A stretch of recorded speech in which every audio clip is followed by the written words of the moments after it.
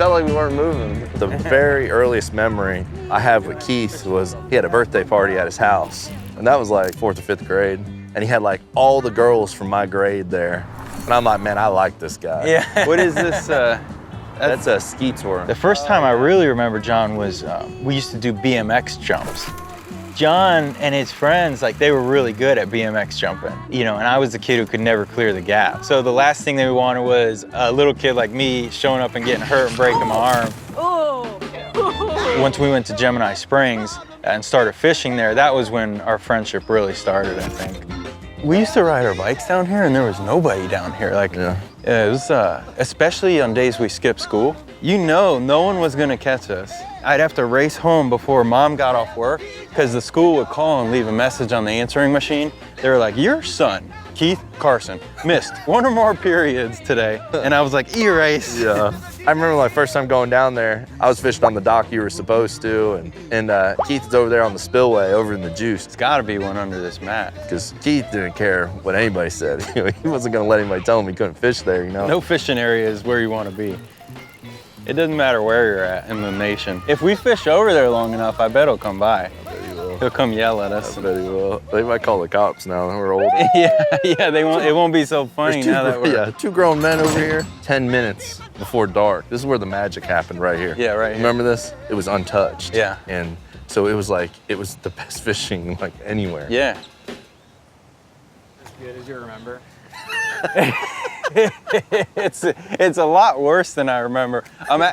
Actually, as I'm thinking about this now, if the fishing here was this bad when we grew up, we probably wouldn't even fish now. Yeah, and I think that's where me and Keith really clicked. I mean, he was the only person I knew that loved it as much as I did. Oh, he turned.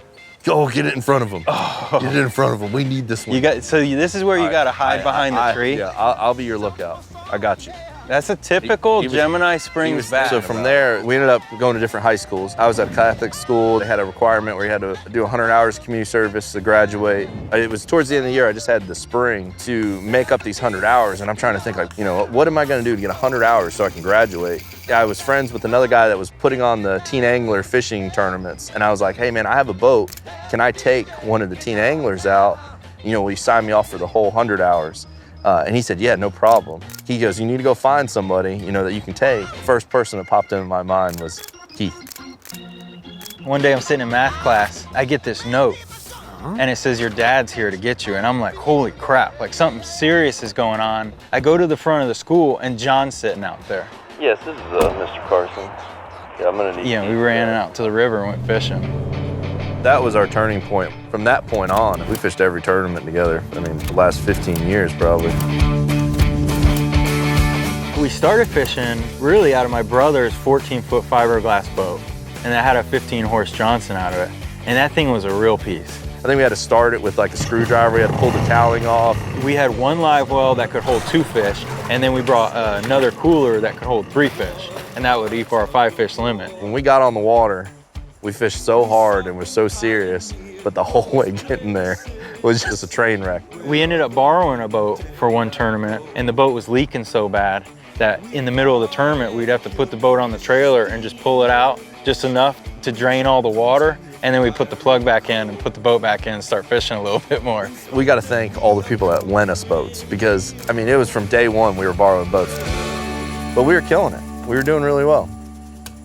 So, you know, I started painting for my dad when I was like 10 years old. Painting apartments, condos. By the time we were 16 or 17, John was working for a paving company and he just couldn't even hold a job down. Like, he was constantly calling in sick to fish tournaments. You know, I didn't want to pave my whole life. I wanted to fish. I think really he just sucked at paving. And that's when Keith's like, hey man, why don't you come try to paint? So John started painting with us. You know, we painted so many apartments, and we'd call my dad and we're like, hey, we need off Thursday and Friday because we have to practice for a tournament that we're fishing Saturday. You know, and he was like, if you guys don't show up for work, you're fired. You don't have a job Monday. How many times do you think you've fired collectively? I can't count that high. John was really good at painting. Keith taught me everything I know about it. So I was mostly just the cut-in person. Maybe 2 years in, I'm like, hey man, you know, you ever gonna let me spray?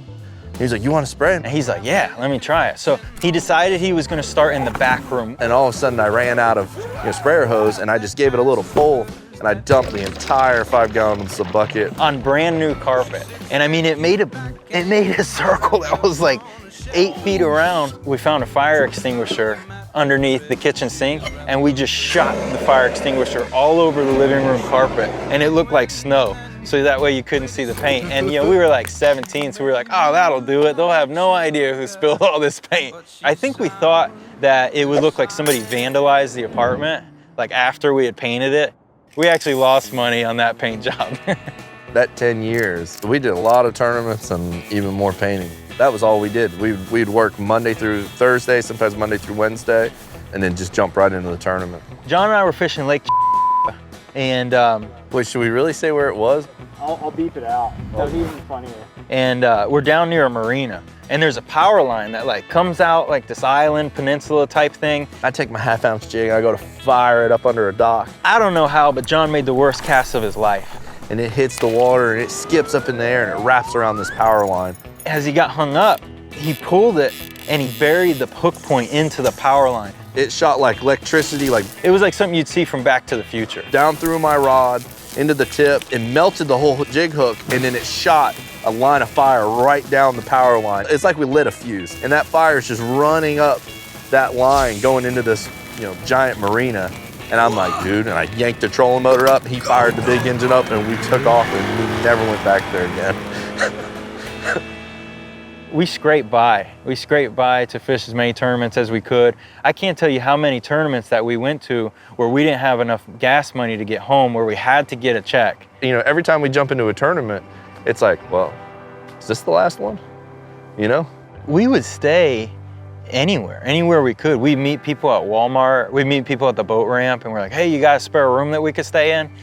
And sometimes they'd let us, most times they wouldn't. We were wanting to make a big jump. We were wanting to fish the big tournaments. Didn't have the funding. You needed like 40 grand up front to fish the big tournaments. And me and Keith went to a fisherman regional. We had no money. We go there. We end up in the last hour. Keith flips in, he catches a big one, and then catches another big one, and then we start catching them. We're like, oh my gosh. We figure something out. We end up winning that regional. So we walk out of there with like 50 grand, we won a boat, a bunch of cash. And I was like, well, Keith, what do you want to do? And he's like, dude, this is it. Let's put our money in. Let's go fish the big tournaments. And we took that money and we just dumped it all in, signed up for the FLW tour. And we went there and we sucked. We sucked we sucked like 3, right? Yeah, we sucked the first 3. And I was like, dude, we have no money. We can't pay for the next one. I think our bottom darkest tournament was the Red River in 2011. The way that tournament worked out, when we went there, we were like, this is it. If we don't get a really good check out of this, maybe this isn't what we're supposed to do. And honestly, that whole drive out there, in the back of my head, I'm thinking, where do I go next in life? Throughout practice, we spend most of the time practicing, figuring out where we're going to catch the bass for the tournament, but we also spent a certain amount of practice catching white bass so we could take them back and eat them. And Keith bought this 17-foot aluminum crestliner from a used car dealership that we were going to use for alligator hunting.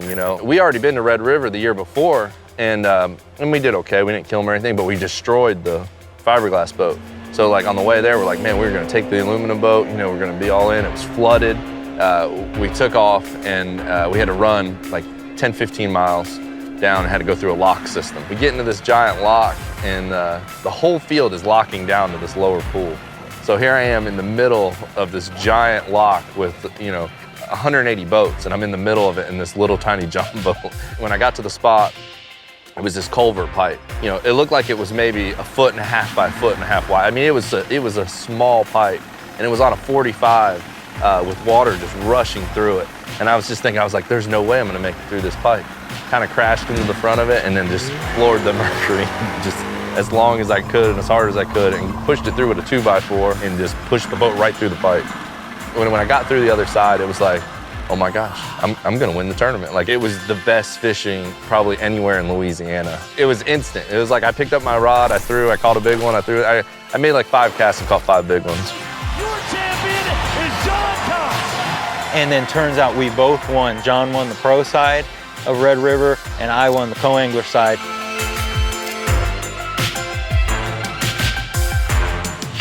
It's kind of when you made it? Yeah, well, that's what we thought. That's when we thought we made it. We're like, man, we both won the tour tournament. Like, this is it. We're here. And then we couldn't get any sponsors to save our lives, and it just wasn't that easy. I mean, we just kept going, just keep fishing. Don't let Crestliner see that. We'll get fired. When I was a kid, I thought this boat was so heavy. I know. I definitely could not pick this up. Everything to get it this far. Yeah, I didn't think that me and you could do it. Dude, can you believe how long we've been fishing out of this boat, man? I don't know, man. It's so crazy. I mean, the real question is, how come it's at my house? Yeah, because you live on a pond and I don't. We have to fish in this the rest of our life. It'll be okay. Yeah, yeah. John, how many tournaments do you think we fished out of this? Oh gosh, dude. I mean, this is all I remember. I'm about ankle deep back here. What about you, Keith? Yeah. Yeah, we need a little more water, so once we catch one, we keep them alive down here. Oh my God. Did he get it? I don't think he got it. Oh. He didn't get it. Oh my gosh. That was oh my gosh. Holy shoot. Get it? No? Oh my gosh, I almost fell. Yeah, that's true. I'm just, oh my gosh. Oh, did I get you? Just like the good old days. You know, we're kind of like the soul fishermen of the whole bassin world. We're these guys that fish out of these little boats and you know, just take away all the positives from it. I'm speechless. I don't even know what to say. Because it's true. We are the soul fishermen of the Bass Nation. Dude, how excited are you about the Classic? I honestly, I started losing sleep last night about it. Me too. I was up till 1 o'clock looking at maps. You know, we made aluminum boats cool. We made that. Remember the VT-17, the Red River? Yeah. Yeah. Yeah. Yeah. That boat was supposed to be for gator hunting. Can you believe we're going to the Classic? No, man. Dude, come on. Yeah. Insane. I never could, I never even, I mean, it's a dream, but, you know, you figure it would never happen. No, never. And we're both going? It's crazy. Crazy. You think we'll be able to practice out of this boat? I don't know, man. We're gonna need a better bilge pump. It's leaking a little bit. Oh my gosh, is it leaking? I don't think Grandpa patched these rivets as good as he thought he did.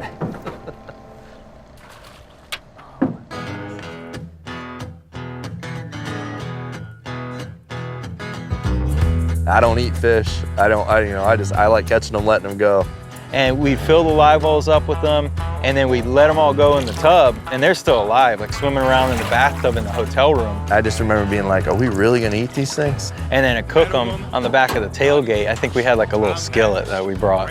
And then I cooked the fish on the side of that. I think it was the George Foreman. Or was it the George Foreman? You know, I think we got like the Louisiana style red beans rice, and we were mixing the fish and rice, and that's what we ate like every day. It was terrible, it was disgusting.